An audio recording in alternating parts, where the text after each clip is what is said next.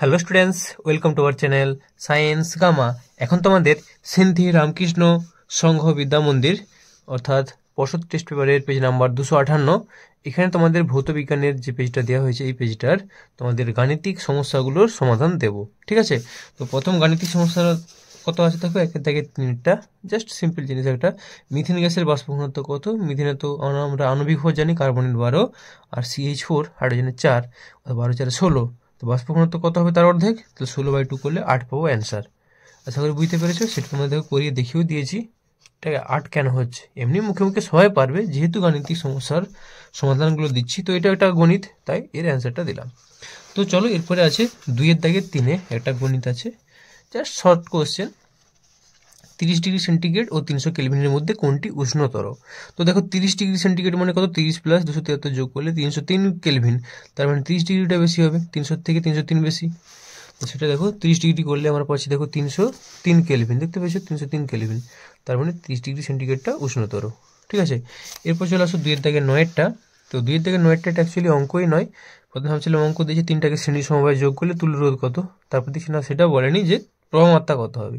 তো দেখো শ্রেণী সমবায় যদি আমরা 3টা রোধকে যোগ করি, শ্রেণী সমবায়ের ক্ষেত্রে কি থাকে, প্রত্যেকটা রোধের মধ্যে দিয়ে প্রভাবমাত্রা একই থাকে, তো এখানেও প্রভাবমাত্রা একই থাকবে। ঠিক আছে, তাহলে লিখবো শ্রেণী সমবায়ে প্রতিটি রোধের মধ্য দিয়ে তড়িৎ প্রভাবমাত্রা একই হবে। ঠিক আছে, বা সমান তড়িৎ 3টার মধ্যে দিয়ে প্রবাহিত হবে।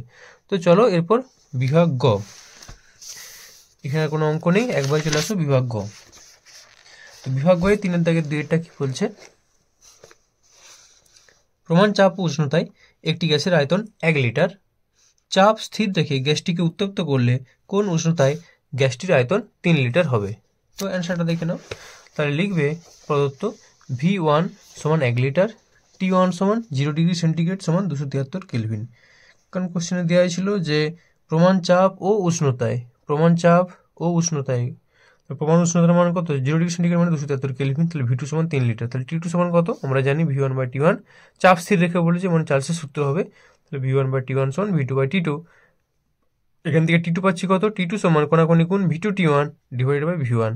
তো মানগুলো পুট করে দিয়েছি, তাহলে দেখো 273 গুণিত 3 করলে পাবো আমরা 819 কেলভিন। 819 মানে 819 থেকে 273 বিয়োগ করলে 546 ডিগ্রি সেন্টিগ্রেড। তো অতএব নির্ণয় উষ্ণতা 819 কেলভিন বা 546 ডিগ্রি সেন্টিগ্রেড। কেলভিনও রাখতে পারো বা সেন্টিগ্রেডেও। ঠিক আছে, কারণ এখানে উষ্ণতাটা কিছু বলা থাকেনি, শুধু বলেছিল প্রমাণ উষ্ণতা, প্রমাণ চাপ, তাই না? ঠিক আছে, তো চলো পরেরটা, এরপর 3 দাগের 2 অথবাটা কি আছে দেখো, বলছে 2 ATM চাপে ও 27 ডিগ্রি সেন্টিগ্রেড উষ্ণতায় 2 গ্রাম হাইড্রোজেন গ্যাসের আয়তন নির্ণয় করো, আর এর মান দেওয়া আছে এত litre atmosphere mole inverse kelvin inverse. তো অ্যান্সারটা দেখে নাও, তাহলে লিখবো প্রদত্ত তথ্যগুলো লিখে নেবো। 2 ATM চাপে, তাহলে P সমান 2 ATM, উষ্ণতা 27 ডিগ্রি সেন্টিগ্রেড মানে T সমান 27 প্লাস 273 করলে পাবো 300 কেলভিন। 2 গ্রাম বলেছিল হাইড্রোজেন গ্যাস, ডব্লিউর মান 2, ওয়েটটা 2 গ্রাম। আণবিক ভর হাইড্রোজেনের কত, 2 গ্রাম পার মোল। যদি মানে মোলার ভর বলি তাহলে গ্রাম পার মোল, আর আণবিক ভর বললে শুধু 2ও লিখতে পারো, কোনো অসুবিধা নেই। ভি সমান জিজ্ঞাসা চিহ্ন, আর সমান 0.082 litre atmosphere mole inverse kelvin inverse দিয়ে লিখবো। আমরা জানি পিভি সমান W/m/RT বা ভি সমান W/RT/PM। জাস্ট মানগুলো পুট করে দিয়েছি, কাটাকাটি করো, কাটাকাটি করলে পেয়ে যাবে 12.3 লিখবো। অতএব নির্ণেয় H2 গ্যাসের আয়তন 12.3 লিটার। আশা করি কারো বুঝতে অসুবিধা নেই। তো এর পরের কি প্রবলেম আছে সেটাতে যাওয়া যাক। ঠিক আছে, এরপরে হচ্ছে 4 দাগের 2টা। তো দেখো কি বলছে, 84 গ্রাম MgCO3 এর সঙ্গে লঘু HCl এর বিক্রিয়া ঘটালে 44 গ্রাম CO2, 95 গ্রাম MgCl2 ও 18 গ্রাম জল উৎপন্ন হয়। বিক্রিয়াটিতে কত ভরের HCl অংশ নিয়েছে? HCl এর মোল সংখ্যা দেওয়া আছে এত। দেখো এখানে অপশনগুলো 18 গ্রাম জল, অ্যাকচুয়ালি কোশ্চেনেই উত্তর লুকিয়ে আছে, মানে না কোশ্চেন করা হয়ে যাবে। 18 গ্রাম জল মানে কি, 1 মোল জল, কারণ H2 যদি ভাঙো তাহলে 18 গ্রাম পাচ্ছে 1 মোল জল। আচ্ছা, কার্বন ডাইঅক্সাইড বলছে 44 গ্রাম, 40 গ্রাম কার্বন ডাইঅক্সাইড, CO2 কার্বনের 12, অক্সিজেনের 16, যোগ করো, দেখো 44 পেয়ে যাচ্ছ, মানে 16 দুগুণে 32 প্লাস 12 যোগ করলে 44, তার মানে এটাও 1 মোল আছে, তার মানে HCl 1 মোল উৎপন্ন হবে। ঠিক আছে, 1 মোল উৎপন্ন হওয়া মানে হাইড্রোজেনের কত গ্রাম, হাইড্রোজেনের হচ্ছে তাহলে HCl 2HCl, তাহলে সম্পূর্ণ আগে বিক্রিয়াটা লিখতে হবে। তাহলে সেই অনুযায়ী দেখো পুরো আগে বিক্রিয়াটা দেখো, বিক্রিয়াটা লিখতেই হবে, তারপরে যে অংশগুলো যেহেতু 3 নম্বর আছে আমাদেরকে কষতে হয়েছে, নাহলে এটা আমি মনে মনে করে নিতে পারবে, ঠিক আছে। বিক্রিয়ার সমীকরণ বলে লিখবো MgCO3 প্লাস 2HCl থেকে MgCl2 plus CO2 plus H2O।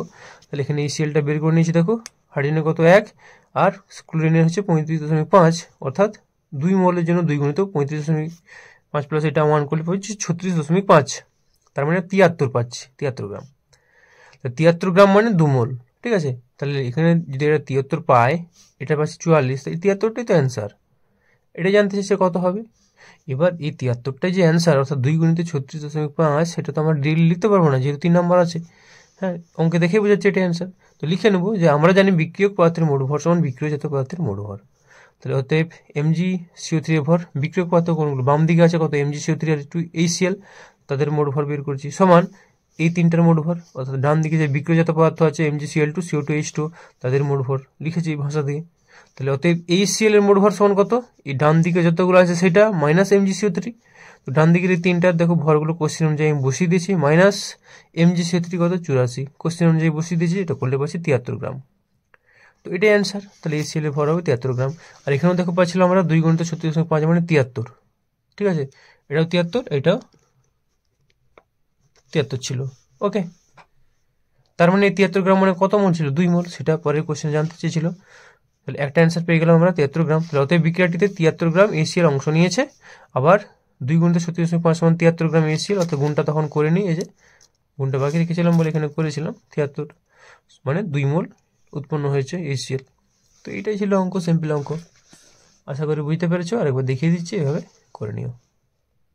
তো চলো নেক্সট 4 থেকে 2 এর অথবাটা কি বলছে দেখো, বিক্রিয়া দিয়েই দিয়েছে। সোডিয়াম হাইড্রোক্সাইড ও ফসফরিক অ্যাসিডের মধ্যে নিম্ন প্রশমন বিক্রিয়া ঘটে 3NaOH, অর্থাৎ sodium hydroxide plus H3PO4, phosphoric acid থেকে পাচ্ছি Na3PO4 প্লাস 3H2O। এক্ষেত্রে 49 গ্রাম ফসফরিক অ্যাসিডকে প্রশমিত করতে কত ভরের সোডিয়াম হাইড্রোক্সাইড প্রয়োজন, মানে NaOH টা জানতে চেয়েছে। খাঁটির মোল সংখ্যা নির্ণয় করো। খাঁটির বলতে NaOH এর মোল সংখ্যা কত হবে।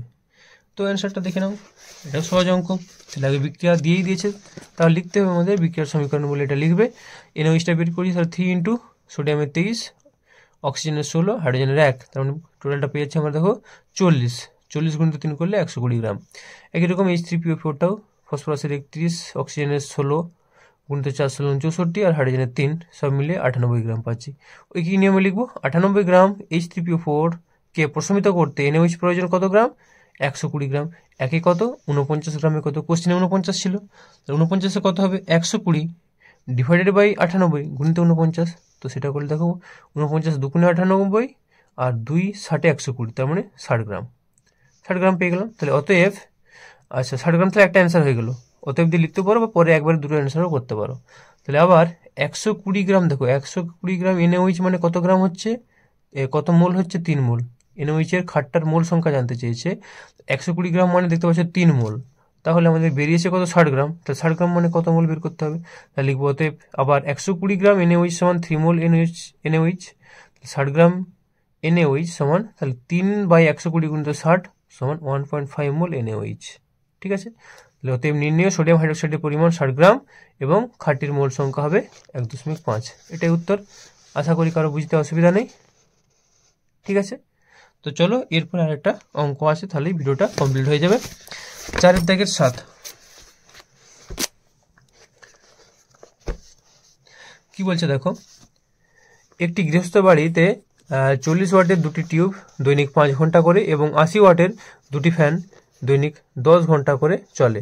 ওই বাড়িতে এক মাসে বিদ্যুতের বিল কত হবে, প্রতি ইউনিটের বিদ্যুতের খরচ 5 টাকা। তাহলে প্রথমে মোট গুণ করে নেবো আগে, যেহেতু বাড়িতে তড়িৎ শক্তিটা 40 গুণিত 2 কতক্ষণ চলছে 5 ঘন্টা, প্লাস 80 ওয়াট, তাহলে 80 গুণিত দুটি ফ্যান 2 গুণিত 10 ঘন্টা চলছে, 10 গুণ করে নিলাম।